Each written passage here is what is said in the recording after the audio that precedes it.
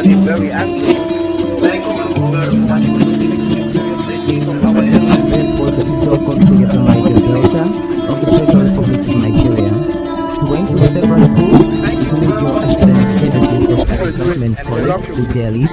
And go gather, join their foot. Make with the camp. That other camp, Good evening, you're welcome to the program Green Planet.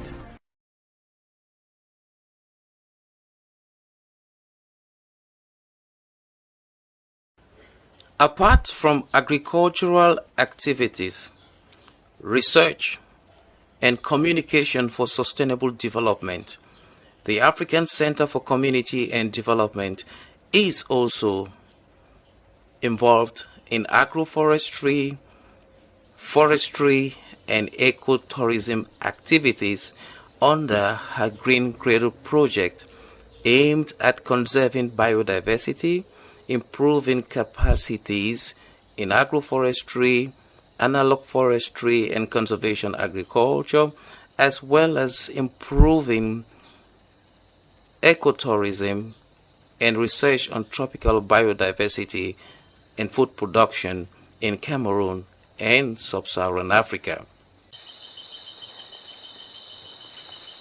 Good day, sir. Good day. Thank you very much for talking to people, places, and events.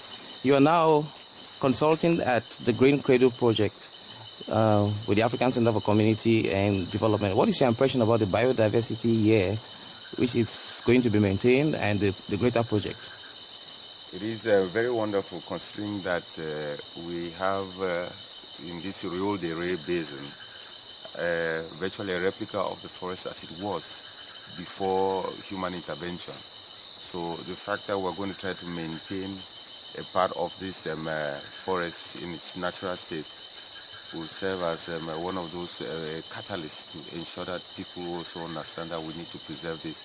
In terms of what is found here, it's very, very wide-ranging things, from small fibrous plants to major trees here, both fruit trees and berries consumed by human beings, and others which are basically natural form a natural habitat for monkeys of various sorts, such as ganyons, Potineus ganyons, which are here.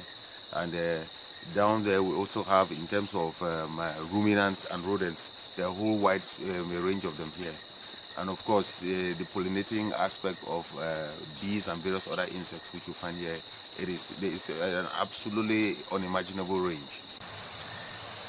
This is a snail that has got an antenna at its back, as well as its normal antennae in front. You can see here, this is one. It's using it to navigate.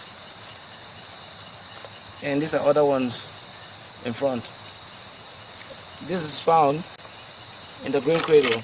These are some of the attractions that nature lovers can discover.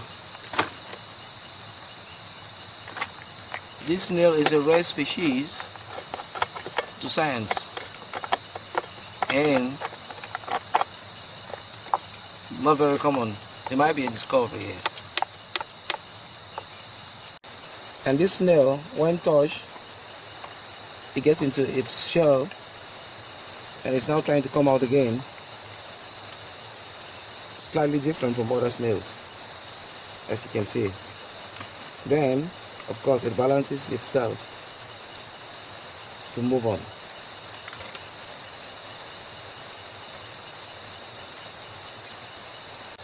This is where an insect has laid its eggs, as you can see. And soon, these new life mongers will be taking their first air on the planet Earth. You can see a strange caterpillar on the cloth of one of the workers at the Green Cradle. These are the kind of attractions that can make you stay at the eco heaven forever.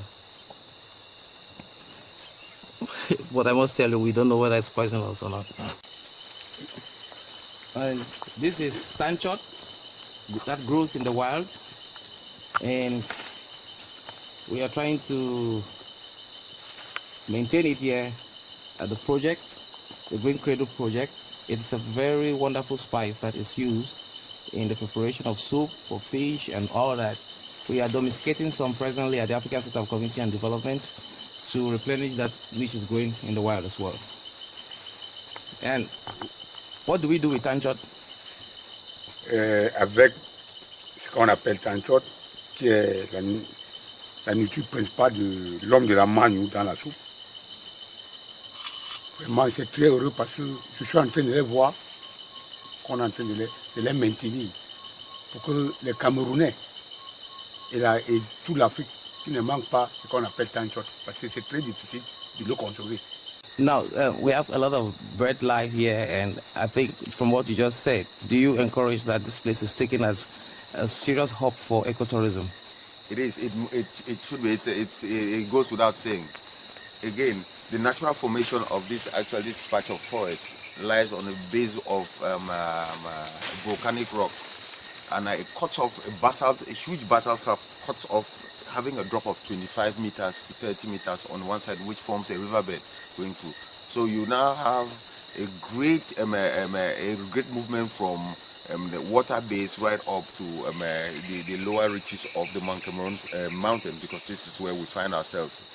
Within the reserve, as I may call it, there are other streams that flow through again. So it really gives that wide variance, and it's wonderful in terms of, again, being straight smack in the middle of about the rainiest region you can have in this area, and probably in Africa actually, about second or third in the world. And you can have that wide flow of diversity between, as I say, water-based animals and plants, and then also your typical forest plants in this region.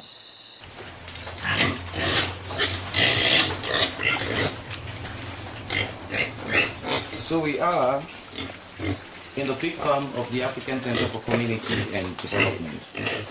Strategizing on pig feed is very important. That is why it is advisable that social capital mobilization should be an invaluable aspect in the design of pig farming. Pig farmers must design innovative ways of feeding pigs in order to reduce their costs.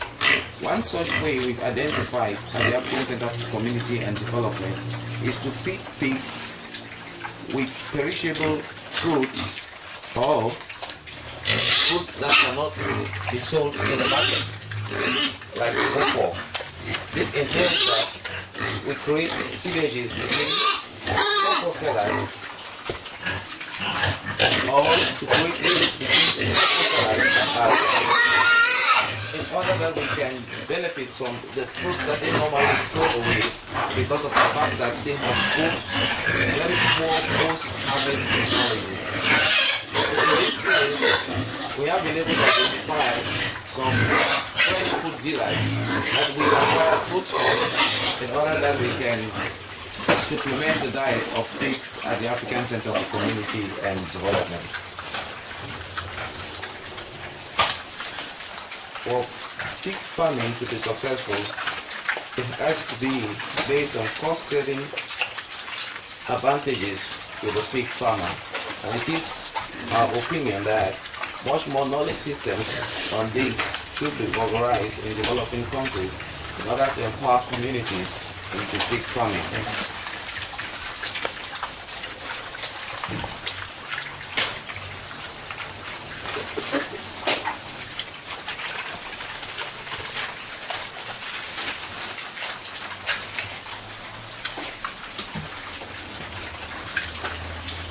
So you can see the pigs are very happy to feed on the pawpaw.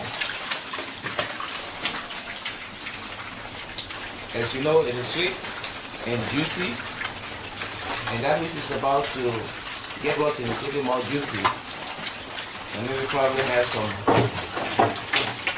fruit flies on it that can probably increase the calcium content of their feed in the long run as well.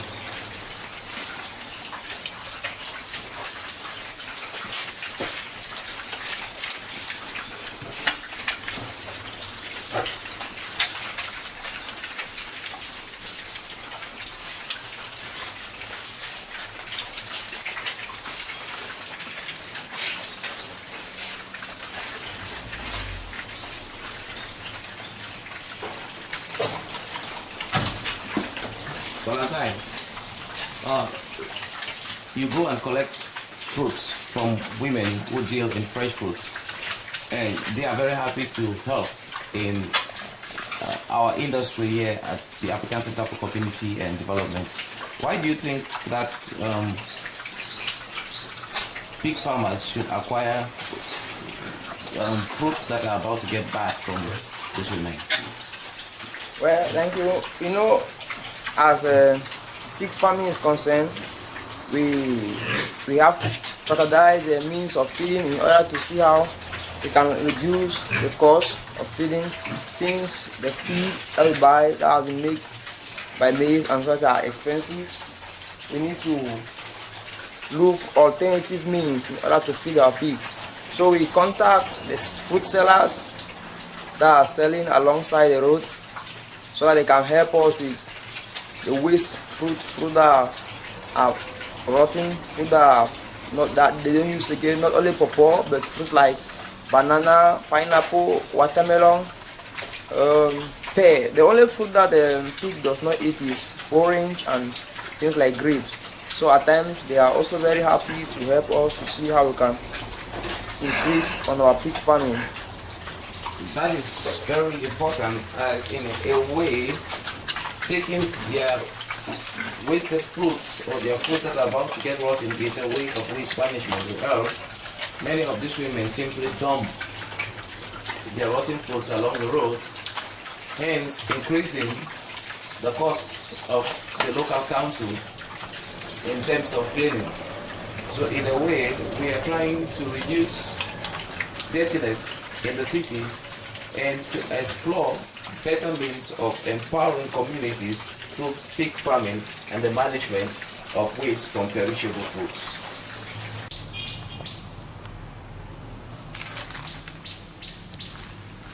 And this is a project at the African Center for Community and Development in which we have to be involved with non-timber forest products, as we believe they are very valuable to our domestic and possibly international markets here. In this case, we are trying to nurse the bush mango, which is eaten in most parts of Cameroon and West Africa. It is used in the preparation of ogbono soup and several other dishes in this part of the world. Our intention is to be able to meet up with the growing need for these food-based non-timber forest products, especially as the forest in Cameroon and much of the Congo Basin is facing a lot of depletion and degradation due to human activity.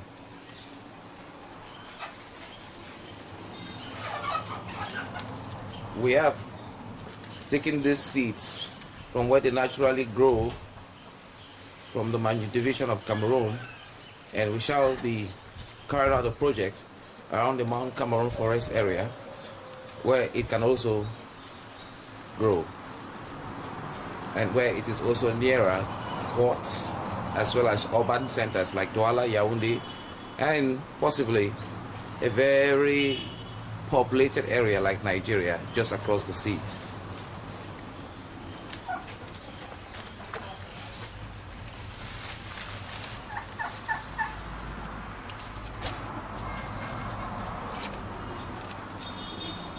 This particular species have been selected as they fruit and twice in a year, and they produce substance that is really very good for the soup. Ça, c'est pour l'assurance chèche. You want about the dry season. Okay. Now, which kind of bush mango this? The bush mango we receive only for dry season. We from America say au moment de l'assurance chèche, à partir de janvier, février, mars. Okay. He's saying that this particular bush mango is the dry season bush mango. He's going to show us the rainy season bush mango as well.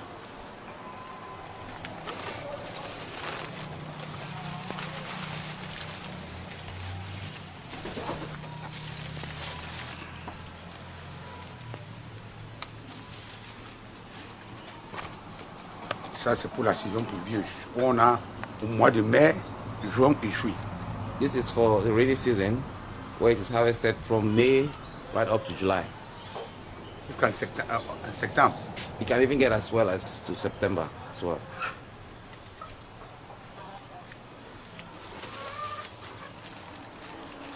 Areas that this product generally grows are cut off from the city centers due to bad roads, and it is hoped that such projects can well be replicated in order to meet up with the growing demand, which is a vital aspect of the economic expansion which is plaguing Africa, especially now that Africa is the fastest growing continent on the record.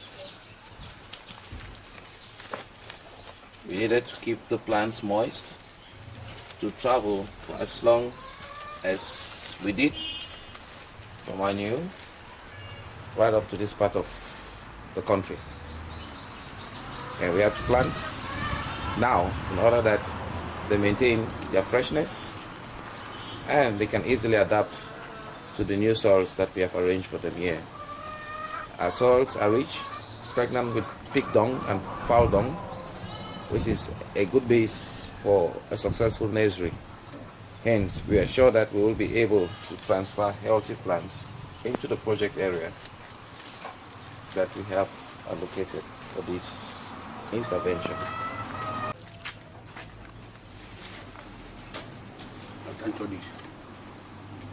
And this is what is called tanchot in Bayang dialect. It is a very wonderful spice. It is the leaf of the bush pepper, and the fruits are eaten as well as the leaf. Was it difficult to find this one?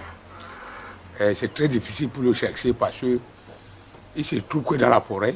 Il ne se trouve pas aux alentours de la maison. Donc il faut marcher dans la forêt pour le cueillir. Et ce tanchot qu'on appelle en dialecte de Opa-Banyang et de Banyangé, c'est le poivre. Mais ça, il y a le poivre français et le poivre de la traditionnel. Donc ça, c'est traditionnel, qui est très bon dans la sauce.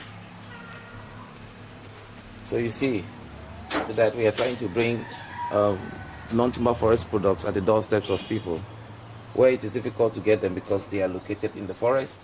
We are trying to bring them near the city centers.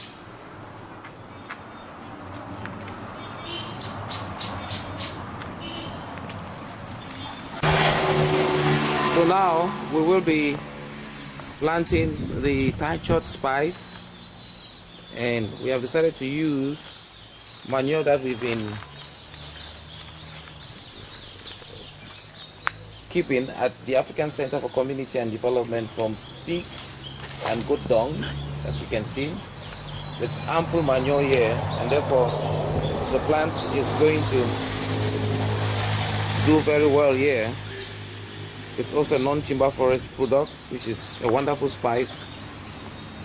It's eaten in one of the local delicacies with fufu, with plantains, and bringing the forests into the city centers is a mission that must be replicated in many African cities, and also taking the cities into the rural areas as a necessary dose as well.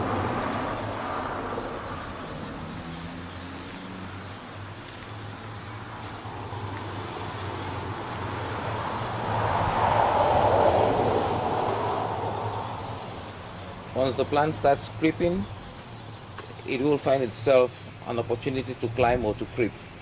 It's both a climber and it's also a creeper.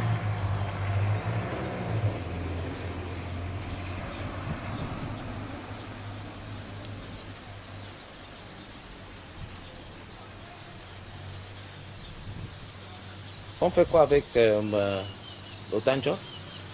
Tanchot, c'est en général comme à la langue de l'homme de la malle qui l'appelle tanchot. C'est l'un des condiments de la soupe qui donne une bonne goût dans la soupe. Et que bon, la plupart confondent ce que l'homme de la malle appelle tanchot et les feuilles de poivre. Mais on dit aussi que c'est un médicament. C'est un médicament contre la tension, la fièvre jaune. Donc on appelle la jaunisse. It is also in traditional logic. It is said it is used in the treatment of hypertension as well as jaundice.